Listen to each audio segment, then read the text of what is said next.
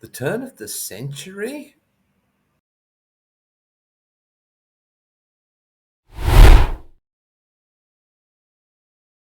A couple of nights a week, I attend trivia nights. I love my trivia, it's a big part of my social life. At one of them, on the Wednesday evenings, one of the rounds is always a music round, and they play 10 clips from songs, and you have to identify the artist. And I like to keep track of what are the older songs and what are the newer songs, particularly what proportion of those are older and newer.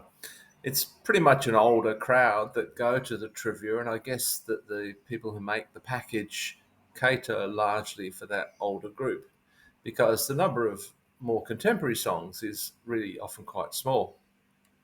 So one night I was doing this, keeping a record, and on that particular night, only two of the songs were post the year 2000.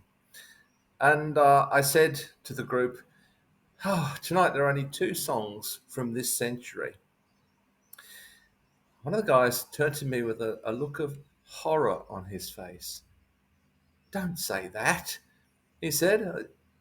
I thought, "Well, don't say what?" He said, "Look, and he kind of just sputtered away. He found it very difficult to to conceptualize that this was a new century and there was an older one, and the one we call the old century was like pre 2000. And we had a bit of a discussion about it. And he also mentioned that someone had said to him, had been talking to him about something that happened at the turn of the century. And of course, his mind went to 1900, not 2000, but the person was talking about the year 2000. The year 2000 was the turn of the century. And it's very difficult for him to conceptualize that. I mean, these people in this group are all around my age or within 10 or 15 years of my age.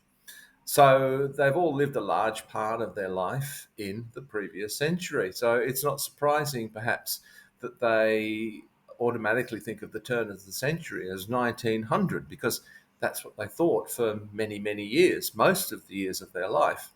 But nowadays, for a new generation, and it's not so new now, for a new generation, the turn of the century means the year 2000.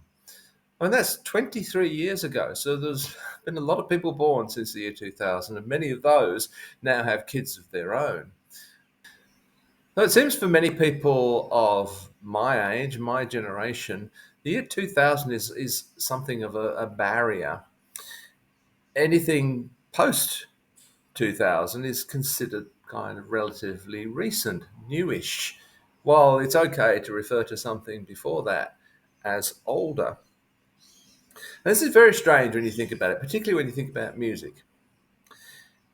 Imagine that this is 1990 and someone begins to talk to you about the new Beatles album, Sergeant Pepper's Lonely Hearts Club Band, which came out in 1967. You'd look at them and think they were insane. I mean, an album that came out in 1967 is not a new album in 1990. It's not new music, right? I mean, that's obvious. But to many older people, if I were to mention Parachutes by Coldplay, they would consider that a new album. It came out in the year 2000 or so. It's 23 years old. It's not a new album.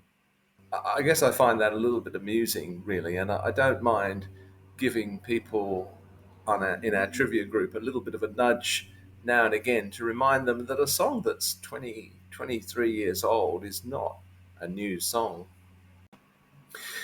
Is there a year for you before which a song can be considered to be old, but after which it can be considered to be new? If there is, maybe just mention it in the comments below and tell me why that year is significant for you.